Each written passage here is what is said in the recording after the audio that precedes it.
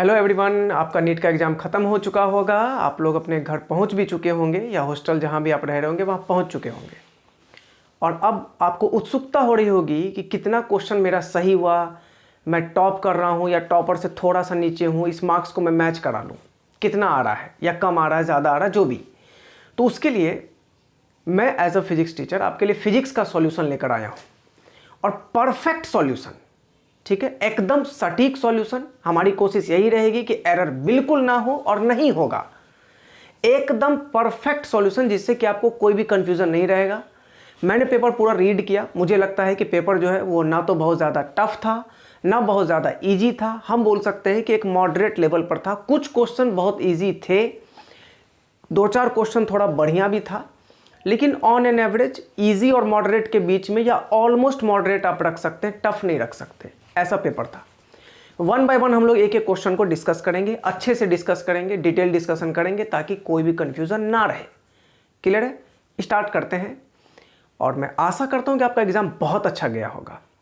आपको जो भी फिजिक्स में डाउट होगा आप कमेंट बॉक्स में बताएंगे। अगर किसी क्वेश्चन को लेके आपको लगे कि कोई डाउट है, कोई करेक्शन आपको चाहिए, कुछ भी आपके मन में सवाल हो तो आप कमेंट बॉक्स में कर सकते हैं। क्लियर है? चलो स्टार्ट करते हैं। देखो पहला क्वेश्चन है, बोल रहा है कि 100 tons of closely bound circular coil बोल दिया, 100 टन्स बोल दिया, नंबर ऑफ टन्स दे दिया 100, यानी कि कैपिटल एन जो है इसकी वैल्यू आपको गिवन है 100। क्लियर? मैग्नेटिक फील्ड आपको दे रखा है और इस क्वाइल का रेडियस भी आपको गिवन है 5 सेंटीमीटर, यानी कि R इक्वल टू दे दिया 5 सेंटीमीटर। सेंटीमीटर को मीटर में कन्वर्ट करना होगा। और एक और बात मैं बता दूं, आज का जो पेपर था उसमें यूनिट कन्वर्जन को लेके बड़ा बवाल है। मतलब बहुत सारे क्वेश्चन में यूनिट्स को हेर फेर करके आपको फंसाने का कोशिश किया गया है। अगर आपने यूनिट को अच्छे से कन्वर्ट करके क्वेश्चन सॉल्व किया होगा तो मिस्टेक्स ना के बराबर होंगे। और ज़्यादातर क्वेश्चन फार्मूला पुटिंग टाइप था। बहुत सारे क्वेश्चन तो जेईई मेन के क्वेश्चन बैंक से उठ के आए हैं, आपको मैं दिखा दूंगा अभी, ठीक है ना। और बहुत सारे क्वेश्चन तो मेरे क्लास नोट्स से भी आए हैं, वो भी मैं दिखा दूंगा। और जो बच्चे मुझसे पढ़े हैं ऑफलाइन में वो कमेंट करें और बताएं कि हाँ क्लास नोट से क्वेश्चन आए हैं, ठीक है ना। देखते हैं, एक एक करके देखते हैं। ये रेडियस दे दिया, मैग्नेटिक फील्ड आपको ये भी गिवन है बाबू। मैग्नेटिक फील्ड कितना? तो 3.14 इंटू 10⁻³ टेस्ला। और यहाँ एक हिंट दे रखा एट इट्स सेंटर, मतलब सेंटर का बात कर रहा है, आपसे करंट फाइंड आउट करना है और मैग्नेटिक मूवमेंट फाइंड आउट करना है। तो जो मैग्नेटिक फील्ड होता है उसका फॉर्मूला होता है μ0I/2r। μ0I/2r। मैग्नेटिक फील्ड कितना? तो 3.14 इंटू 10⁻³ इक्वल टू μ0 का वैल्यू होता है 4 पाई इंटू 10⁻⁷ इंटू आई अपने को फाइंड आउट करना है जी 2r 5 इंटू 10⁻⁻²। अब यहाँ देखो ये -2 ऊपर जाएगा तो इसको -5 कर देगा, है ना। -2 ऊपर गया तो +5 हो गया, तो ये आपको हो जाएगा और कितना -5 निकल के आ जाएगा, ये -5, ठीक है। अब पूरा कैलकुलेशन आप करके देखें, ठीक है ना। -5 निकल के आ गया, ये 5 इंटू 2 10 हुआ, ये भी ऊपर जाएगा, समझ गए ना। तो जब ये पाई वगैरह ये सब जब आप कैंसिल वैंसिल करिएगा, है ना, सारी चीज़ों को जब आप कैंसिल करते हैं, और इसमें नंबर ऑफ टर्न्स भी है तो इसमें n से भी मल्टीप्लाई कर लो बाबू। नंबर ऑफ टर्न्स भी है तो इसमें n से भी मल्टीप्लाई कर लो, n इक्वल टू 100। तो अब यहाँ देखो ये -2 ऊपर गया तो इसको कर दिया -5, यहाँ से 2 और ख़त्म कर देगा, इसको तो कर देगा -3। क्लियर है? ये -3 हो जाएगा। तो यहाँ से कैलकुलेट आप कर सकते हैं, ये 10⁻², ये और ये सब खत्म, पाई से पाई कैंसिल, तो I इक्वल टू निकल के आ जाएगा बाबू 10/4, 5 into 2 10, 10 divided by 4 equal to 2.5 ampere. तो ये करंट निकल के आ गया। अब जैसे 2.5 एम्पियर आया तो ऑप्शन 3 और ऑप्शन 4 दोनों खत्म, बचा ऑप्शन 1 और 2। इसके लिए अब आपको मैग्नेटिक मूवमेंट चेक करना पड़ेगा। जब आप मैग्नेटिक मूवमेंट निकालते हैं तो फॉर्मूला है current into area, number of turns n है तो n से भी मल्टीप्लाई करना होगा। तो जो करंट आपका निकल के आया है वो आया है 2.5, एरिया कितना? तो pi into r square. r ये है, इसका स्क्वायर करेंगे, सर्कुलर क्वाइल है तो एरिया पाई r स्क्वायर, तो 25 इंटू 10⁻⁻4 इंटू 100। कैलकुलेशन करने पर ये निकल के आ जाएगा 2 एम्पियर पर मीटर स्क्वायर, यानी कि जो ऑप्शन 1 है वो बिल्कुल ठीक है। क्लियर? अब यही सेम क्वेश्चन अगर आप जेईमेन के पीवाईक्यू में देखेंगे तो ऐसा क्वेश्चन आपको मिलेगा, ठीक है ना, ऐसा क्वेश्चन आपको जरूर मिलेगा। और आप खोल करके देखिए, आपको मैं दिखा भी देता हूं। देखिए आप क्वेश्चन देखिए, ये देखो, ये जो है ये जेईमेन का पीवाईक्यू का बुक है, इसमें आप क्वेश्चन नंबर देख सकते हैं 68। क्वेश्चन नंबर 68 जो है वो इसी पैटर्न का एकदम सेम, बस डाटा अलग है। मैग्नेटिज्म चैप्टर में आकर के आप 68 नंबर क्वेश्चन है ना, ये वाला बुक, ये इस बुक में आप देखेंगे तो 68 नंबर में आपको ये question same to same, almost same question आपको देखने को मिलेगा। क्लियर है? चलिए अब नेक्स्ट क्वेश्चन की तरफ हम लोग बढ़ते हैं। चलो नेक्स्ट क्वेश्चन लाइए। चलो अब ये नेक्स्ट क्वेश्चन देखो, इसमें क्या बोल रहा है कि लिस्ट 1 को लिस्ट 2 से मैच कराना है। E बराबर एच म्यू, ये तो हम जानते हैं कि एनर्जी ऑफ फोटोन होता है, आप एच म्यू रहता या फिर एच सी बाई लेमडा भी हो सकता था यहाँ पे। तो ए का हम कंफर्म होगा कि ए का 4 होगा।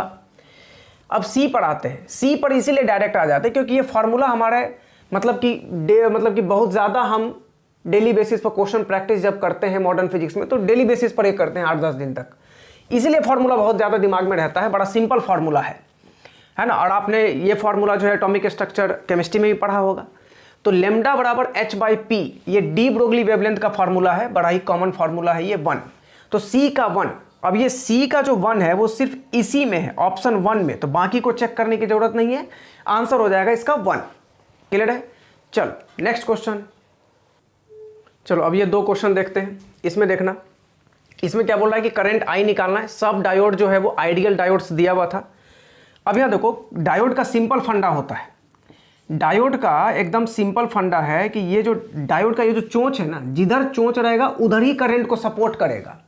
और अगर अपोजिट डायरेक्शन में करंट फ्लो हो रहा है सर्किट में तो डायोड सपोर्ट नहीं करता है, रिवर्स बाइसिंग इसको बोलते हैं, वो रोक देगा करंट को।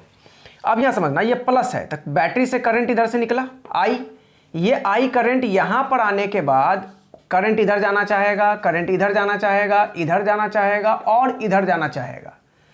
तो करंट इधर जाना चाहता है, डायोड इधर है, तो ये वाला किसी काम का नहीं। सिमिलरली ये भी किसी काम का नहीं। तो बचा कौन? 4 और 2, ये दोनों रेसिस्टेंस कैसे हो गए? पैरेलल। तो आर इक्विवेलेंट कितना हो जाएगा? 2 रेसिस्टेंस जब पैरेलल में हो तो इक्विवेलेंट निकालने के लिए दोनों का गुना बट्टा दोनों का जोड़, यानी कि 8/6 मतलब 4/3। तो आई इक्वल टू कितना? V बाई आर मतलब 10/4/3। इसका मतलब ये निकल के आ गया 15/2 एम्पियर। ठीक है ना, 15/2 एम्पियर मतलब ये ऑप्शन आ गया 2। क्लियर है? 15/2 एम्पियर मतलब ये ऑप्शन आ गया 2। अब इसमें आते हैं, ये अजीब सा क्वेश्चन, बहुत सिंपल है लेकिन उलझाने के लिए बोल सकते हैं कि ऐसा क्वेश्चन का फ्रेम कर दिया कि आप फंस जाइए, सोचते रह जाइए कि ऐसा कैसे इजी, इतना इजी कैसे हो गया, ये कैसे वो कैसे, इस तरह का क्वेश्चन है ये। बोल रहा है क्या कि speed of light is taken as unity, मतलब लाइट की जो स्पीड है उसको यूनिटी मतलब 1 ले लिया गया, 1 सीधा सीधी 1 मान लिया गया। और आपसे बोला कि if light takes 6 minute 40 second, तो 6 मिनट 40 सेकेंड का मतलब टाइम कितना हुआ? तो 6 × 60 सेकेंड में कन्वर्ट करेंगे ना, प्लस 40 मतलब ये हो गया टाइम आपको 400 सेकेंड। ठीक है, तो डिस्टेंस बराबर हो जाता है ना, आपको डिस्टेंस निकालना होगा। आपको डिस्टेंस निकालने के लिए जो है वो बोला जा रहा है कि डिस्टेंस निकालिए। तो डिस्टेंस बराबर आप कर लीजिए फॉर्मूला यहाँ से, जैसे स्पीड बराबर आप फॉर्मूला क्या पढ़ते हैं? तो स्पीड बराबर पढ़ते हैं डिस्टेंस अपॉन टाइम, है ना। तो डिस्टेंस बराबर स्पीड इंटू टाइम। स्पीड कितना है? 1, स्पीड कितना है? 1 और टाइम कितना है? 400। तो आंसर आ जाएगा डिस्टेंस कितना? 400। और ये नया यूनिट है, आप metre, centimetre, kilometre, light year कुछ नहीं बोल सकते। ठीक है ना, तो आंसर हो जाएगा आपका 3। क्लियर? चलो नेक्स्ट क्वेश्चन आप देखते हैं। अब चलो ये देखो, इस क्वेश्चन में क्या बोला आपसे कि किसी बॉल को अपवर्ड ऊपर की तरफ थ्रो किया गया, आपसे वेलोसिटी और टाइम का ग्राफ बोला।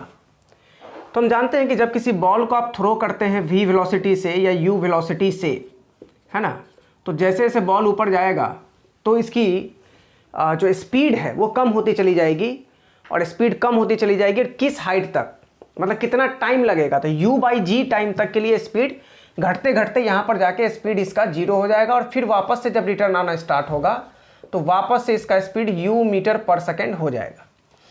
क्लियर? मतलब जब टाइम 0 था तो स्पीड, ये देखो ये सी ऑप्शन में जब टाइम 0 है तो स्पीड कुछ ना कुछ है, टाइम के बढ़ने के साथ यहाँ पर u/g पर घटते घटते स्पीड 0 हो गया, फिर निगेटिव डायरेक्शन में स्पीड बढ़ना स्टार्ट हुआ, और ये कहाँ तक बढ़ेगा, तो ये बढ़ेगा बाबू 2u/g तक। तो ऑप्शन सी जो है वो बिल्कुल इसमें क्या है, सही है। और यही सेम क्वेश्चन जेईई मेन आपको पूछा है, पहले पूछ चुका है जेईई मेन, आपको मैं दिखाता हूँ जेईई मेन ने कहाँ पूछा, आप देखिए। इसलिए मैं बार बार आपसे कहता हूँ कि जेईई मेन का जो PYQ है ये बहुत ज़्यादा हेल्पफुल होता है नीट के पॉइंट ऑफ व्यू से। आप देखें इस क्वेश्चन को, आप ध्यान से देखें, क्वेश्चन नंबर 86 सेम क्वेश्चन है जो आपको यहाँ पर पूछा गया। ये question direct 86 number question direct उठ करके आपके एग्जाम में आज प्रिंट हुआ डायरेक्ट। इसलिए मैं बार बार बोलता हूँ कि जेईई मेन का PYQ एक्सट्रीमली इंपॉर्टेंट होता है, आपको करना चाहिए। क्लियर है? ये भी जो क्वेश्चन है ना, ये आपका मतलब कि एरर इन मेजरमेंट का जो क्वेश्चन है ये भी आपको आया, और ये भी पूछा भाई, जैसे लिस्ट काउंट का आपको पूछा, तो लिस्ट काउंट का फॉर्मूला होता है बाबू, है ना, लिस्ट काउंट का जो फॉर्मूला है ये हो जाता है आपको MSD minus VSD, MSD minus VSD, मतलब 1 MSD minus 1 VSD। Least count equal to हो जाता है 1 MSD माइनस 1 VSD। क्लियर है? 1 MSD माइनस 1 VSD। अब यहाँ पे देखो ये जो आपका 20 VSD है वो इक्वल टू 16 MSD है। 20 VSD इक्वल टू 16 MSD, तो 1 VSD इक्वल टू हो जाएगा, यहाँ से अगर आप निकालें तो 1 VSD इक्वल टू हो जाएगा 16/20, यानी कि ये हो गया 4/5 MSD। तो यहाँ पुट करेंगे 1 माइनस 4/5 MSD, 1 माइनस 4/5, तो ये आ जाएगा 1/5 MSD। और ये एक MSD का जो ईच डिवीजन का लेंथ 1 mm है, तो ये हो जाएगा 1/5 mm, 1/5 मिलीमीटर। अब इसको आप सेंटीमीटर में अपना कन्वर्ट कर लें, जैसे सेंटीमीटर में कन्वर्ट करिएगा तो आपको ऑप्शन जो है वो आसानी से निकल करके आ जाएगा, और ये ऑप्शन जो है वो निकल के आ जाएगा। कैलकुलेट करके देख लो, सिंपल है, ये 1/5 इंटू 10⁻⁻1 इंटू 10⁻⁻2 मीटर, तो ये सेंटीमीटर बन गया, ये 10⁻⁻1 नीचे आ जाएगा तो 1/50 है ना, 1/50। तो कैलकुलेट करोगे तो निकल के आ जाएगा 0.02 सेंटीमीटर। सब ऑप्शन सेंटीमीटर में था चारों, तो ये आंसर आ जाएगा 0.02 सेंटीमीटर। क्लियर है? चलिए अब नेक्स्ट क्वेश्चन हम लोग देखते हैं। हाँ चलो अब ये क्वेश्चन देखते हैं। इसमें क्या बोला कि एसी सर्किट में रेसिस्टेंस आपको दे दिया 1 किलो ओम, यानी कि जो R है ये आपको दे रखा है 1000 ओम, जो C है वो दे रखा है 0.1 माइक्रोफराड, मतलब 0.1 इंटू 10⁻⁻6 फराड। जो L है वो दे रखा है 1 मिली हेनरी, मतलब 10⁻⁻3 हेनरी। क्वेश्चन में जो सबसे बड़ी बात यहाँ लिखी कि वो रेजोनेंट फ्रीक्वेंसी की बात कर रहा है, तो F बराबर लिखेंगे 1/2 पाई 1/√LC। क्लियर है? तो 1/2 पाई 1/√L की वैल्यू कितनी, तो 10⁻⁻3, और C की वैल्यू कितनी, तो 0.1 इंटू 10⁻⁻6। सब कैलकुलेट जब आप कर लेंगे तो आंसर 3, ऑप्शन 3 आपको निकल करके आ जाएगा। अब ये जो क्वेश्चन है ये बहुत ही आसान क्वेश्चन है। इसमें बोल रहा है कि ये कोई वायर था, कंडक्टिंग वायर, उसमें करंट का वैल्यू I फ्लो कर रहा है, इसका जो रेडियस है वो आपको A दे रखा है। मैग्नेटिक फील्ड का आपको ग्राफ खींचने के लिए बोला गया R डिस्टेंस के साथ, मैग्नेटिक फील्ड का आपको ग्राफ खींचने के लिए बोला गया R डिस्टेंस के साथ। तो इसका जो ग्राफ होगा वो ग्राफ हो जाएगा, जो magnetic field inside the wire होता है वो डायरेक्टली प्रोपोर्शनल होता है स्मॉल r, और जो आउटसाइड द वायर होता है वो इन्वर्सली प्रोपोर्शनल होता है स्मॉल r। तो जो ग्राफ होगा वो निकल के आ जाएगा 1। और यही सेम क्वेश्चन जो ऑफलाइन क्लासेस में बच्चे हैं, यही सेम क्वेश्चन जो ऑफलाइन क्लासेस में बच्चे हैं उनके नोट्स में है। आप देख सकते हैं, मैं आपको प्रूफ दे देता हूं, आप यहां ध्यान से देखें। ये देखिए, ये ग्राफ, ये सेम ग्राफ आपको अभी नीट एग्जाम में प्रिंट हुआ, अभी जस्ट यही सेम ग्राफ आपको एग्जाम में आया, आपके सामने बोर्ड पर क्वेश्चन है और यही ग्राफ उठ करके डायरेक्ट मेरे नोट से उठ करके आया है। क्लियर है? तो डिपेंड ये करता है कि आप तैयारी कितना बढ़िया करते हैं, ये ज़्यादा ज़रूरी होता है। ठीक है ना? मतलब आप जो ज़्यादा नेम फेम या किसी भी पर्सपेक्टिव के अकॉर्डिंग जो आप इंस्टीट्यूट चूज़ करते हैं वो आपके ऊपर डिसीजन करता है, लेकिन सिलेक्शन के लिए आपको एक एक्सपर्ट की ज़रूरत होती है जो आपको अच्छा गाइड करे, सही गाइड करे, प्रॉपर गाइडेंस आपको चाहिए, तभी आप सिलेक्शन की तरफ बढ़ सकते हैं। क्लियर है? तो जो आप इंस्टीट्यूट सेलेक्ट करने में जो आपको लगता है ना कि हम मतलब कि सभी सब्जेक्टों का बढ़िया बढ़िया टीचर, बहुत सारे टीचर हैं दुनिया में, लेकिन आपको सेलेक्ट करना होगा कि कौन बढ़िया है, ये आपको खोजना होगा। वो उस तरह के इंस्टीट्यूट से बच करके रहें जिनका आज से 20 साल पहले से 10 साल पहले से वही पैकेज प्रिंट होता हुआ चला आ रहा है, वही असाइनमेंट प्रिंट होता हुआ आ रहा है और आपको हर साल मिलता जाता है, एक्सरसाइज 1 2 3 के नाम पर सेम क्वेश्चन छपता गया और आप उसी को सॉल्व करते रहते हैं और आप इस आशा में रहते हैं कि इस बार सिलेक्शन। टीचर वो बढ़िया होगा आपके लिए जो हर साल अपने आप में रिफॉर्मेशन लाए, नए नए क्वेश्चंस की जरूरत होती है। हर साल एग्जामिनेशन हिंट करता है कि हम चेंज हो रहे हैं और ये अंदाजा टीचर को पहले लगाना होगा, बाद में नहीं। समझ रहे हैं ना बात को? इसलिए थोड़ा ध्यान से आराम से काम करेंगे, थोड़ा प्रॉपर गाइडेंस में काम करेंगे तो सिलेक्शन काफ़ी संभव। आप देख सकते हैं किस तरह से क्वेश्चन से मतलब जो है वो आपके नोट्स से, मेरे नोट्स से डायरेक्ट क्वेश्चन आ रहे हैं और जो ऑफलाइन क्लासेस मेरे से बच्चे पढ़े उनको दिख रहा होगा और क्लियरली दिख रहा होगा। इसलिए थोड़ा ध्यान से इंस्टीट्यूट चूज करिए। नेक्स्ट क्वेश्चन, अब देखो इस क्वेश्चन को देखते हैं। इसमें क्या बोल रहा है कि uniform metallic wire of resistance 4 ohm is bent in the form of a square loop ABCD। ये स्क्वायर लूप बना दिया। वायर का रेजिस्टेंस कितना था? 4 ओम था। क्वेश्चन और भी इसमें 1-2 लाइन लिखा हुआ है कि ये डायग्राम बना हुआ है, इसमें आपको करंट I की वैल्यू निकालनी है, 2 ओम को B और D से कनेक्ट किया गया, ऐसा लैंग्वेज लिखा है। ये क्वेश्चन भी क्लियर है?